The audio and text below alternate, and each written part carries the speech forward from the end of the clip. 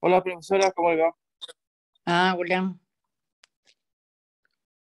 Ahora sí. ¿Cómo le va? ¿Qué dice? Bien, espera que veo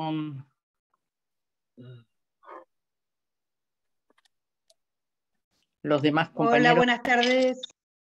Hola, ¿qué tal? ¿Cómo va? ¿Todo bien? Sí, por suerte. ¿Y el resto de los chicos dónde están? Estoy con el Hola, teléfono, pero... profesor. Hola. Le quería avisar que ahora en este momento no puedo prender la cámara porque la verdad el calor me hizo re mal y me siento bastante mal. Así que bueno, no puedo encender la cámara por ese motivo. Bueno, los demás pueden prender la cámara, por favor. Espera, un minuto. Un segundo que le... a ver.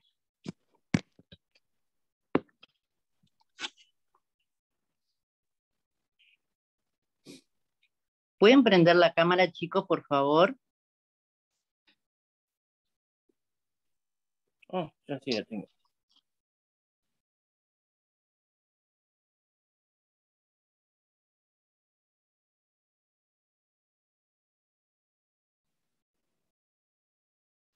Esperen que voy anotando.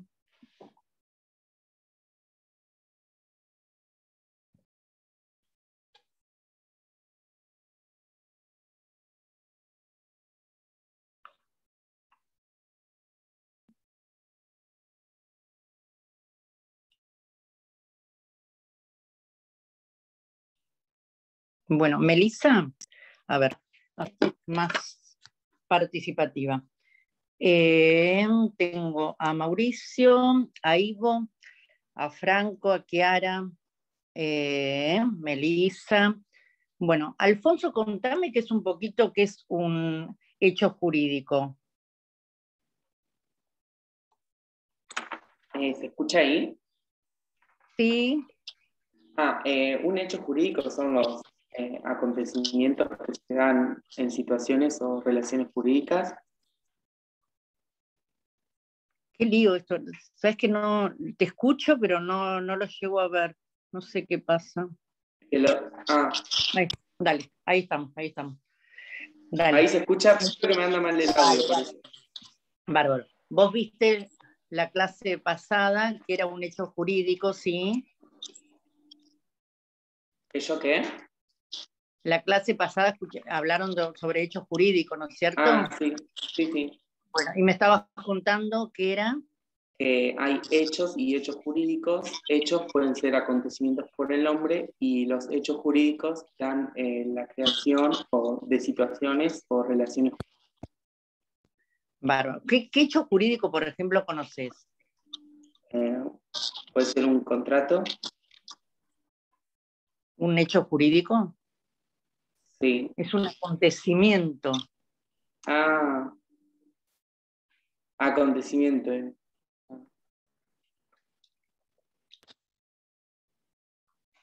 No se me ocurre. Por ejemplo, si hay, qué sé yo, cuando hablábamos en las clases anteriores que había, por ejemplo, el hundimiento de Lara, era un hecho, un acontecimiento que producía determinadas consecuencias jurídicas, ¿sí? Bueno, Ok.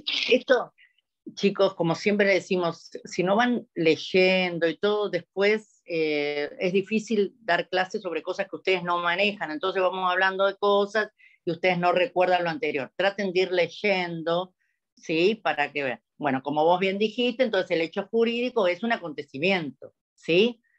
Que produce también la nacimiento, modificación o extinción de relaciones o situaciones jurídicas. Por ejemplo, el hundimiento del ARA va a producir un montón de situaciones jurídicas. Por ejemplo, ¿cuáles se te ocurrirían? ¿Qué cosas producirían que vimos ya?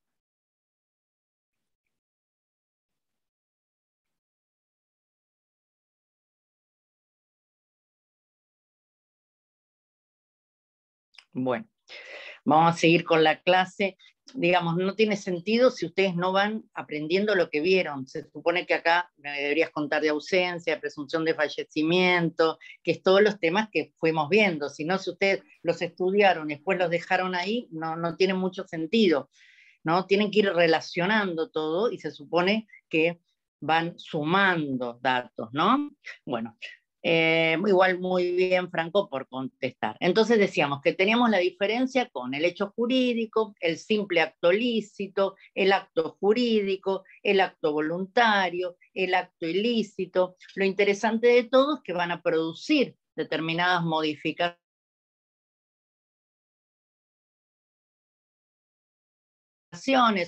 como decíamos, extinción de algunas queridas, ¿no? Por ejemplo, el simple acto lícito es un acto voluntario que yo hago, pero sin el objetivo de lograr, digamos, una determinada consecuencia jurídica, ¿sí? En cambio, lo que vemos hoy, que es el acto jurídico, es aquel acto lícito, voluntario, pero que tiene por fin inmediato producir la adquisición, la modificación o la extinción de relaciones o situaciones jurídicas, ¿sí? Por ejemplo, si yo me caso, sé, como decíamos, que puedo elegir dos sistemas, el de comunidad y división de bienes, y entonces yo debo saber que eso va a traer determinadas consecuencias jurídicas. Por ejemplo, si elijo el del régimen de comunidad, me va a implicar que todos los bienes sean gananciales, ¿no? Salvo aquellos que yo haya adquirido antes o después del matrimonio. En cambio, si elijo el de división de bienes, voy a asumir que como consecuencia tiene que cada uno de los bienes que nosotros adquiramos van a ser de cada uno de los cónyuges, porque no vamos a tener un sistema de comunidad, ¿no es cierto?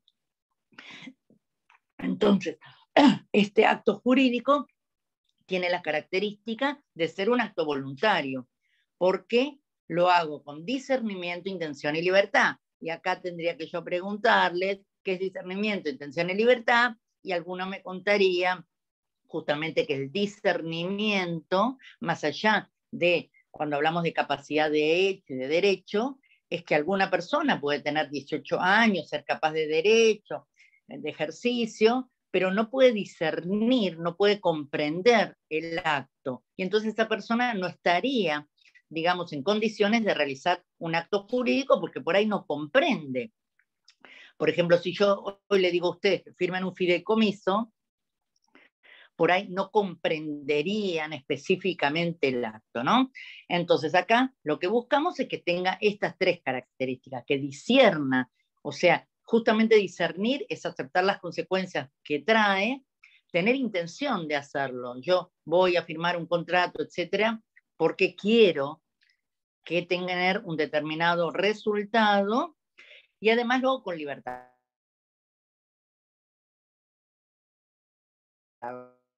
O sea, no estoy coaccionado por una causa externa, más allá de sí. Esto se contrapone con lo que llamamos acto involuntario. El acto involuntario es aquel que yo hago, pero sin tener, digamos, realmente la voluntad de hacerlo, porque estoy privado de razón, o porque es menor de edad, o porque tiene alguna falencia, en el caso de las incapacidades, de capacidades restringidas, ¿sí? Entonces, esta voluntad nosotros lo podemos manifestar a través de muchas formas. Nuestro código, después vamos a ver más adelante, qué es lo que tiene lo que se llama libertad de formas y no ausencia de formas. En general, nos permite hacer las cosas a través de muchas formas, pero eso no quiere decir que no tenga forma. Por ejemplo, son muy pocos los actos por los cuales me obliga a hacerlo por escritura pública, ¿sí? A ver, vamos a poner, por ejemplo, a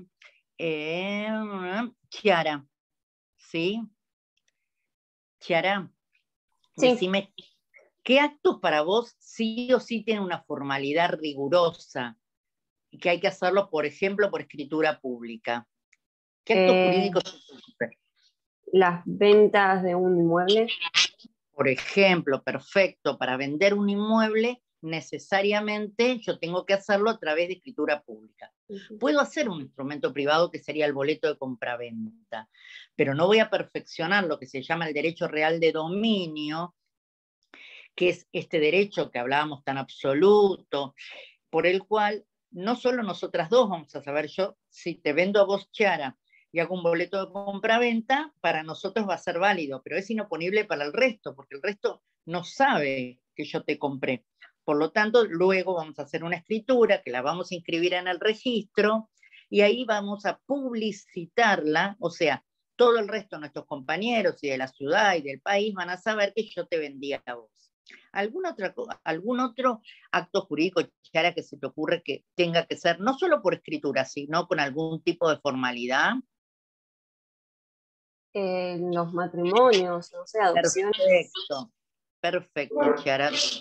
A ver, vamos a preguntarle a algún otro compañero tuyo, Melissa Vázquez, ¿sí? Sí, profe. Contanos, por ejemplo, el matrimonio, porque sería un acto que tiene, es un acto lícito, jurídico, que tiene esta formalidad de que nos hablaba tu compañera. Yo te puedo casar, por ejemplo, vos decidís casarte, ¿yo te podría casar a vos? No, justamente el matrimonio, el casamiento, al ser un acto jurídico, tiene que ser un acto voluntario, tiene que nacer de la voluntad de la persona que quiere casarse y que quiere contraer matrimonio con otra persona. Bueno, pero partamos de la base de casar. Vos y tu novio. No la escuché, profe, se trabó. Ay, sí, anda re mal. Bueno, a ver, acá en Provincia de Buenos Aires los escribanos no podemos casar. Ustedes se tendrían que casar solo en el registro civil con el jefe de registro civil. Pero, por ejemplo, en Capital Federal los escribanos pueden casar, ¿sí? Pero bueno, acá en Provincia de Buenos Aires, vos si te quisieras casar, solamente tendrías que ir al registro civil. Pero muy bien, es un acto jurídico, voluntario, bilateral, en este caso, que es formal porque tenés que ir al registro civil. Perfecto, Melissa. Muy bien. Vamos a preguntar a ver a alguno de tus compañeros si nos quieren decir algún acto. ¿A quién tengo por acá? Pablo, contame algún otro acto jurídico que vos conozcas que sea formal, con una formalidad así bastante absoluta.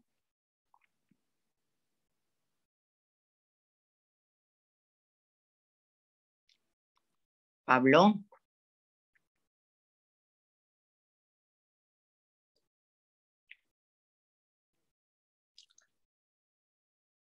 Bueno, seguimos entonces.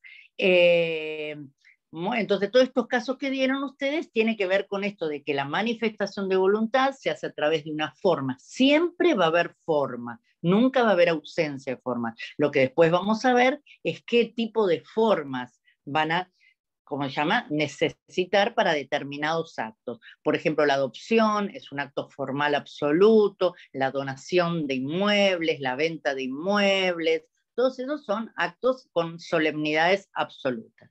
Y después, por último, vamos a hablar del silencio, digamos, que no siempre el silencio es entendido como ni como una afirmación ni como una negación. ¿Vieron esa frase que dice como que el que calla otorga? Bueno, acá no es siempre así, no quiere decir que mi silencio implique jurídicamente una afirmación. Vamos a ver a lo largo de los artículos que en algunos casos este silencio va a ser como un acto, digamos, que yo estoy refrendando, afirmando el acto, y en algunos casos va a ser como algo contrario. A ver, todos estos actos en general se realizan por lo que se llama partes. Dijimos, algunos son unilaterales, por ejemplo, el típico ejemplo de un acto jurídico unilateral es el testamento. Yo hago un testamento y sé las consecuencias que eso trae. Pero la mayoría son actos bilaterales, como decíamos recién, los contratos, el pago, las obligaciones que yo tengo, el matrimonio. Bien. Acá, entonces, en cada de estos actos jurídicos bilaterales vamos a encontrar dos partes, que pueden ser personas humanas o personas jurídicas. Las partes son realmente quienes forman este contrato, pero no siempre las partes son las que suscriben los contratos, ¿sí? Porque por determinadas razones puede ser que las partes no se encuentren presentes o en el caso de una persona jurídica, por ejemplo, una sociedad, va a venir un representante legal, ¿no es cierto? Entonces vamos a ver que en muchos casos tenemos por un lado las partes y por otro lado los representantes de las partes. En líneas generales, nuestro código autoriza que casi todos los actos puedan ser realizados por representantes, ¿sí? Salvo también algunos muy expresos, por ejemplo, el matrimonio. Antes sí se podía, ahora en la actualidad el matrimonio no se puede hacer a través de un representante, la adopción no se puede hacer a través de un representante, el testamento no se puede hacer a través de un representante. Son actos personalísimos que requieren la presencia sí o sí de las partes, ¿sí? Pero en cambio, un contrato de locación, un contrato de comodato, un contrato laboral, una sociedad, yo la puedo hacer a través de determinados representantes. La representación puede ser orgánica, legal, ¿sí? O voluntaria. La representación orgánica es aquella por la cual las personas jurídicas actúan a través de sus representantes. Por ejemplo, en el caso de una sociedad anónima, actúan a través del presidente del directorio. El presidente del directorio tiene todas las facultades para desempeñarse y hacer dentro de lo que llamamos el objeto social, ¿sí? Hacer todas las actividades, todos los actos de administración y disposición que tengan que ver con esta sociedad, ¿sí? Además de que, el presidente del directorio va a ser como la autoridad máxima.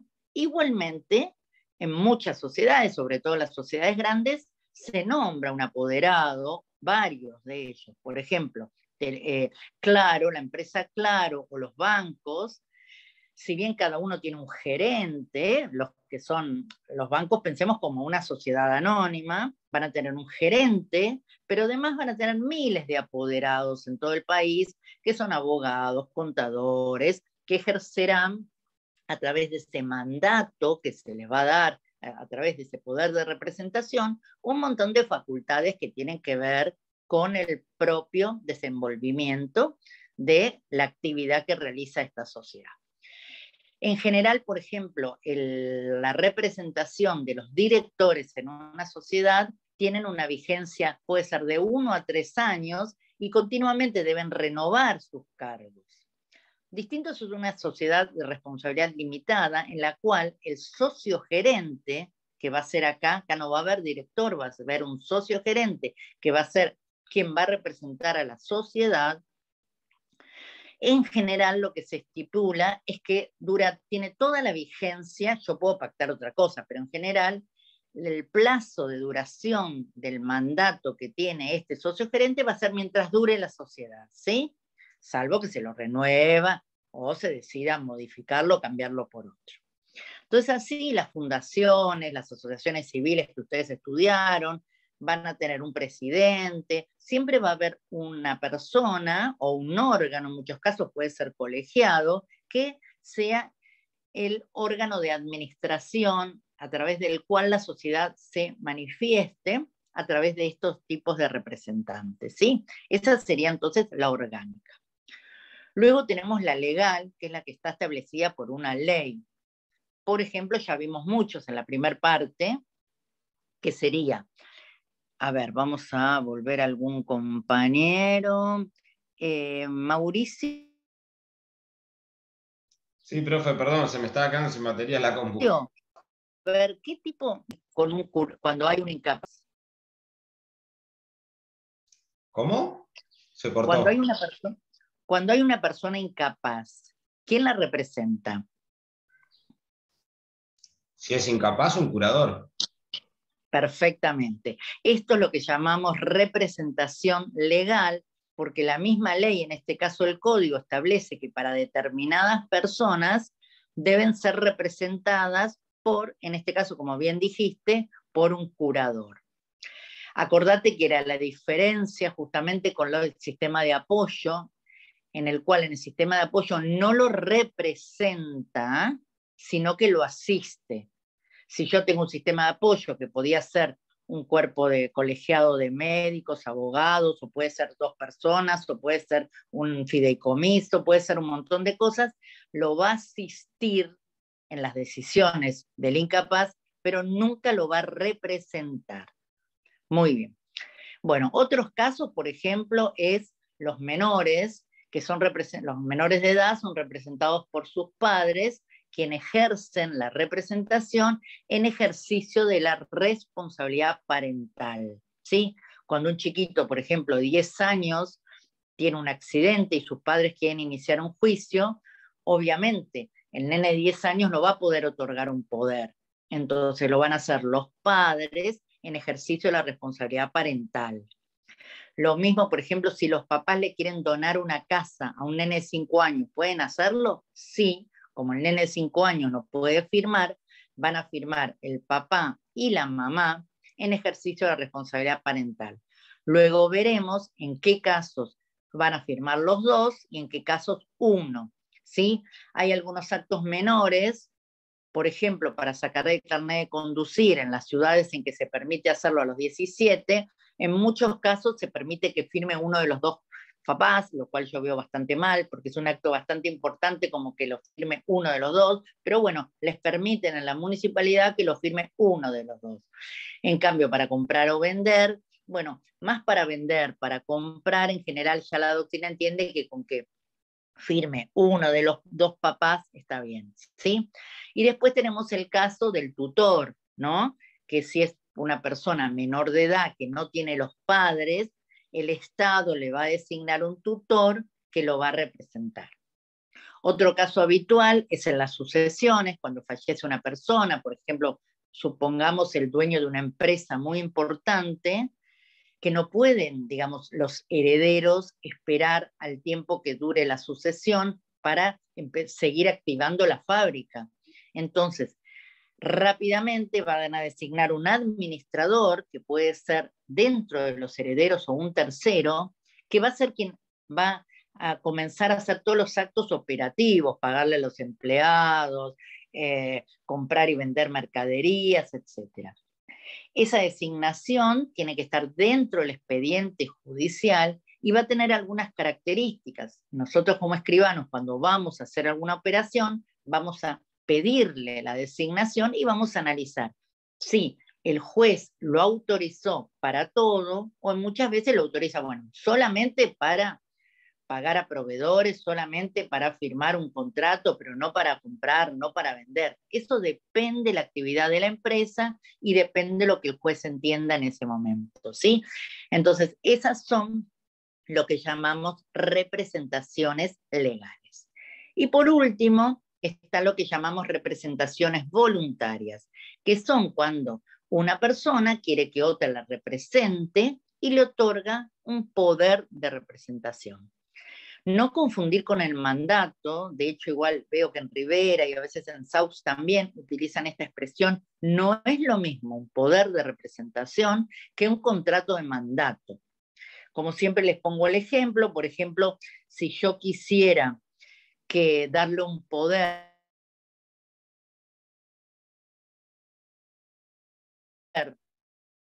no sería, es probable que yo vaya a un otorgue un poder a favor del doctor Morla y él ni se entere, ni quiera representarme. Entonces, que yo otorgue un poder de representación a favor de una persona no quiere decir en absoluto que haya un contrato de mandato. Un contrato de mandato es, por ejemplo, si Lara y yo nos sentamos, hacemos un contrato y decimos, mira, Lara, yo quiero que vos me hagas determinados actos, que vayas, compras, vendas, y lo firmamos las dos y hacemos un contrato de mandato. Ahí vamos a decir cuánto te voy a pagar, en qué consiste el contrato de mandato, qué cosas tenés que hacer, qué cosas no. Puede que haya un contrato de mandato y no haya un poder de representación. O sea, yo hablo con Lara, le doy todas las instrucciones, pero no le doy un poder. Y puede lo contrario, puede que haya un poder de representación, pero no haya un mandato. Yo, por ejemplo, si le doy un poder a la mayoría de los abogados, no se les hace un contrato de mandato, se les da un poder para que haga un determinado juicio, ¿sí? Entonces, estos actos voluntarios a través del cual una persona otorga un poder, en la mayoría de los casos, ustedes van a ver que el código ¿cómo se llama? Regula específicamente distintas cosas. Por ejemplo, ¿para qué se requiere un poder especial? Ya para muy poquitas cosas se requiere un poder especial. Lo que sí se requieren facultades especiales, por ejemplo, para abrir una sucesión, por ejemplo, para hacer una transacción, por ejemplo, para hacer una donación, por ejemplo, para alquilar por más de 3 años. Pero esto no quiere decir que se necesite un poder especial. Puedo yo, con un poder amplio de disposición, que tenga la facultad expresa de novar, por ejemplo. O puedo hacer un poder amplio judicial que expresamente me habilite a abrir la sucesión, ¿sí? Entonces ya vamos a ver que hay distintos tipos de poderes y también distintas formas de realizar los poderes. Si bien en general este código prevé la posibilidad de hacer poderes en instrumentos privados, lo cierto que todo el tema de lo que sería la forma de los poderes que luego van a ser acompañados en un juicio, lo deciden los códigos de forma, los códigos procesales. Y la verdad que lo cierto es que en la mayoría de digamos, de las provincias han decidido que aun cuando el código diga que, por ejemplo, se puede hacer un poder judicial por instrumento privado, se han expedido casi todos los juzgados diciendo que no, que entienden que eso es una facultad que es propia de cada provincia y que entonces no se aceptan hoy, por ejemplo, en provincia de Buenos Aires, en casi ningún departamento judicial y ningún partido, los poderes judiciales generales, aun cuando el código sí lo prevé, ¿sí? Solamente los permiten por escritura pública. Pero bueno, de a poco es como que se va flexibilizando el tema de las formas y este código trató de a poco de ir abriendo por el tema que en algunos casos, si bien obviamente la escritura da muchísima más seguridad, quisieron también hacer por ahí que no se requiriera de tanto formalidad, bueno, reitero, para determinados actos, pero bueno, no, se vieron con este límite que los códigos procesales no se modificaron y entonces muchos jueces entienden que hasta que no se modifiquen los códigos procesales de la provincia, todavía este tipo de poderes no van a ser aceptados por instrumentos privados. Entonces, decíamos, hay poderes de administración, poderes de disposición, poderes judiciales, poderes para un acto o para varios actos. Bien. Los poderes caducan, en principio no tienen un vencimiento, caducan, entre otras cosas, con la muerte del poderdante y del apoderado, ¿sí? Después, otra de las causales por las cuales culmina o se extingue un poder es, por ejemplo, si yo le doy a un abogado para iniciar un juicio y termina el juicio, ya ahí tácitamente el poder estaría ya finalizado. Pero en líneas generales recuerden que los poderes no tienen vencimiento, o sea que si yo de alguna forma alguna vez le di un poder a una persona, lo que voy a tener que hacer es lo, ¿sí? Entonces, esos poderes, también otra de las facultades que tienen es que son eminentemente sustituibles. Por ejemplo, yo le daba un poder a Mauricio para que me haga un juicio civil y luego ese juicio civil devino en un juicio penal. Entonces, como Mauricio se dedica a civil, puede sustituir su poder, ¿sí? En forma total o parcial. Puede decir, mira, Laura, yo ya, digamos, el juicio civil lo terminé, lo sustituyo a favor de Melissa. O puede decirme, mira, acá vamos a tener la necesidad de actuar en el fuero civil y en el fuero penal. Entonces, lo voy a sustituir en forma parcial, ¿sí? En forma parcial para que podamos actuar los dos, ¿sí?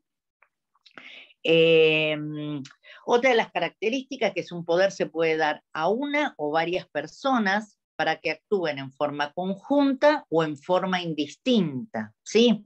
En líneas generales, si yo no digo nada, es que cada uno puede actuar con su poder, ¿sí? Sin la necesidad de la coparticipación del otro.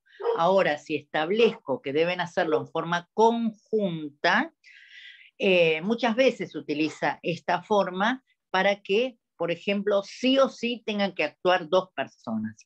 Eso, por ejemplo, en los casos de los consorcios se le otorga poder y se pone que actúen en forma conjunta dos miembros del consorcio para evitar que una persona pudiera realizar determinados actos ilícitos sin el consentimiento del consorcio. Entonces, esta facultad hace como que tengan que las dos personas estar ejerciendo la facultad en forma conjunta con otra persona, ¿sí?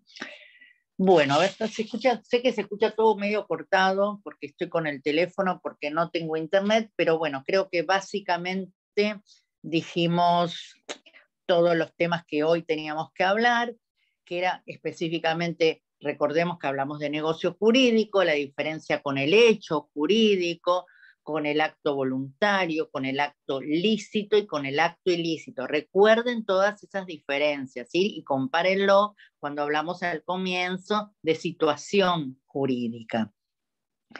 ¿Quiénes intervenían? Intervenían las partes, pero no siempre lo podían hacer en forma presencial, por eso a veces lo hacían a través de sus representantes, ¿sí? Entonces, por un lado está el otorgante y por otro lado está el representante.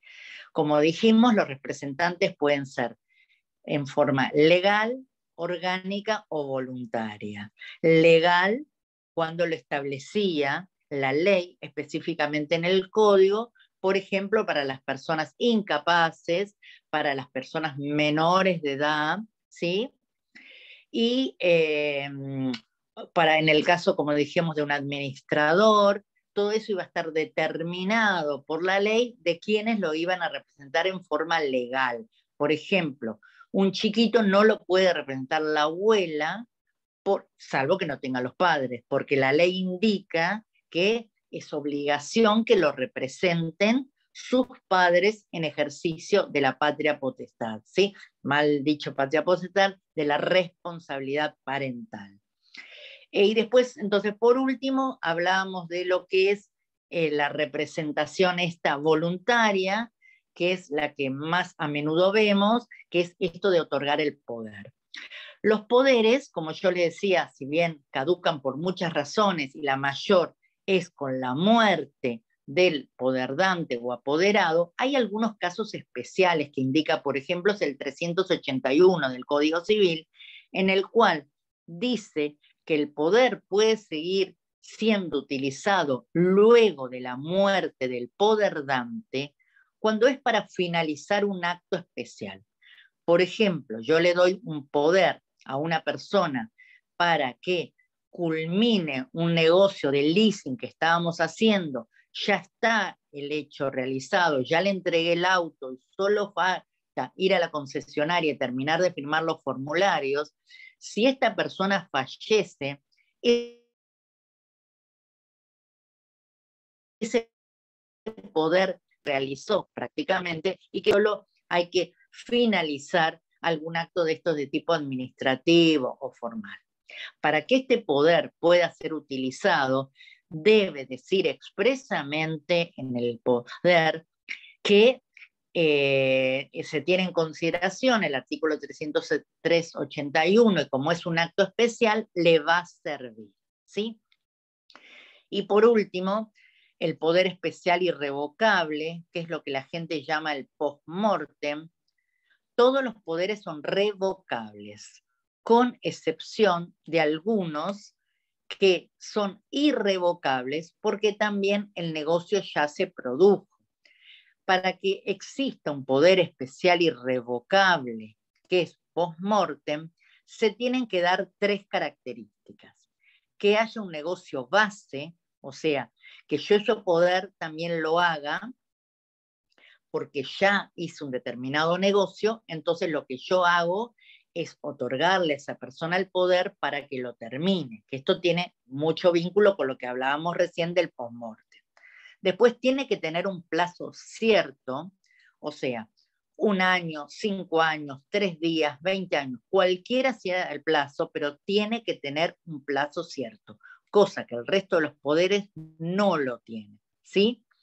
Y por último, no tiene que ser, digamos, al revés de todos los poderes, que el poder es en beneficio, digamos, o para proteger al poder dante, en este caso es para proteger al apoderado y un tercero, digamos, distintas situaciones que se pueden dar, cosa de que si la persona que otorgó el poder fallece, le tendría un perjuicio muy grande la otra parte si no permitimos la vigencia de este poder, ¿sí? Entonces, esto se llama el poder especial irrevocable post-mortem. Se usa muchísimo, muchísimo.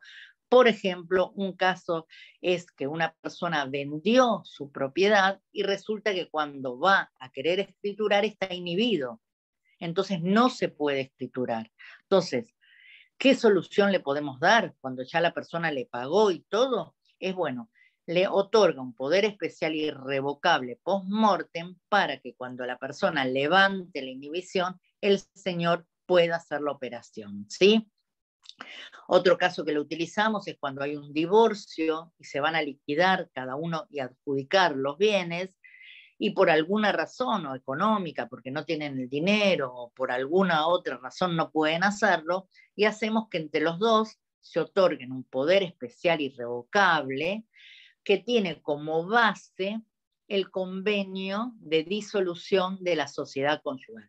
Recuerden que siempre, para que sea irrevocable, tiene que haber un negocio base, ¿sí? Siempre tiene que haber un negocio base.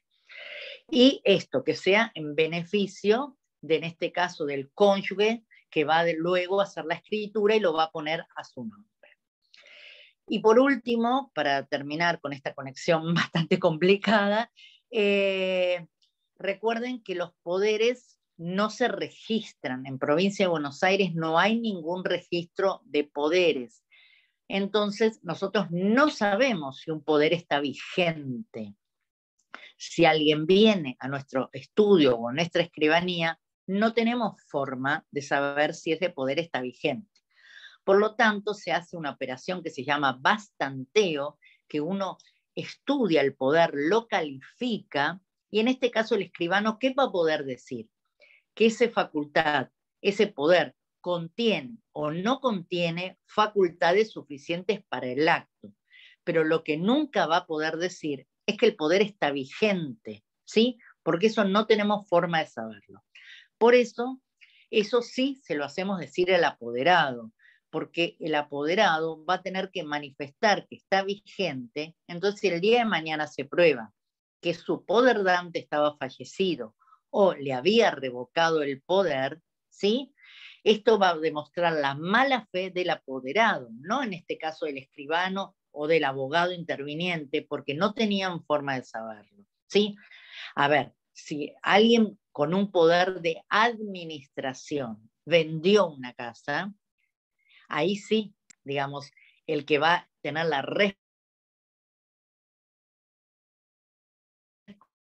responsabilidad serían haber sabido que con un poder administrativo no se puede vender. Pero si nos traen ese poder y el poder resulta que no está vigente porque falleció la persona o porque se lo revocó, nosotros no tenemos forma de saberlo. Y entonces recuerden que si alguien quiere, una vez que otorgó un poder, que ya esa persona no actúe más con ese poder, se lo tiene que revocar. El código dice que debería revocárselo de la misma forma. Por ende, si lo hizo por escritura, lo debe revocar por escritura. Alguno de los inconvenientes que esto trae, si solo lo revocamos por escritura, es que la persona puede no enterarse. Entonces, lo completo sería revocarlo por escritura y mediante un acta ir y notificarle a la persona que su poder ha sido revocado. Porque si voy solo a la escribanía y voy y hago la manifestación ahí, es muy probable que la persona no sepa. Y otra de las formas de revocarlo es a través de una carta documento. Yo le puedo mandar una carta documento al apoderado diciendo que por distintas razones, porque, a ver, siempre recordamos que la representación es un contrato, el mandato propiamente dicho, es un contrato de fiducia, de confianza. Entonces es probable que yo en un comienzo, ese abogado, yo me sentía muy representada y luego pienso que ya no me está defendiendo, ya no responde a los intereses como yo quiero, entonces se lo puedo revocar, ¿sí? Entonces, lo podemos hacer a cualquiera de estas formas, siempre lo que tienen que tener en cuenta es que él tiene que estar notificado, porque si él no fue notificado y sigue actuando, ahí tampoco estaría obrando de mala fe. Bueno, ¿alguna pregunta de esto? Medio cortado, pero bueno, a ver. Entonces, las diferencias, ¿sí? De lo que vimos al comienzo, de los distintos actos, de las consecuencias que produce, porque acá lo importante, sobre todo, es la finalidad. Recuerden eso, es la finalidad que yo hago determinado acto queriendo que produzca un efecto, ¿sí? Cualquiera de las otras figuras que hicimos, si bien lo produce el efecto, ya sea un acto lícito o ilícito o involuntario, el efecto lo produce, pero lo que lo distingue es de acá no hay, digamos, la facultad expresa de que yo quiero, la voluntad de que yo quiero que produzca determinadas consecuencias jurídicas. Bueno, chicos, lamento, pero bueno, por lo menos pude rescatar hacerlo con el teléfono, porque no tengo internet, no tengo nada, donde estoy no tenía luz, así que, pero por lo menos pudimos ver todos estos temitas. ¿Alguna pregunta?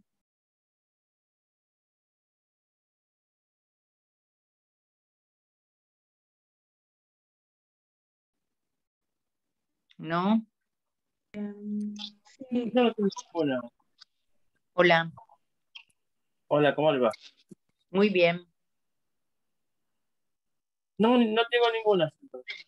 Bueno, recuerden, la parte de representación es muy importante, su profesión la van a usar muchísimo, los actos jurídicos también lo van a usar muchísimo, así que estudienlos bien estos temas, porque lo van a usar a lo largo de toda su carrera, ¿sí? Es más, cuando ni bien ustedes se reciban y quieran, alguien les quiera dar un, digamos, para que los represente en un juicio, lo primero que va a hacer es otorgarle un poder, y ustedes van a tener que saber si tiene facultades, si no tiene facultades, digamos, qué implica, si está vigente, si no está vigente, si tiene las facultades propicias para el acto. Por ejemplo, muchas veces que les digo esto, que pasa que hacen una acción y en ese poder no tenía facultades expresas para eso.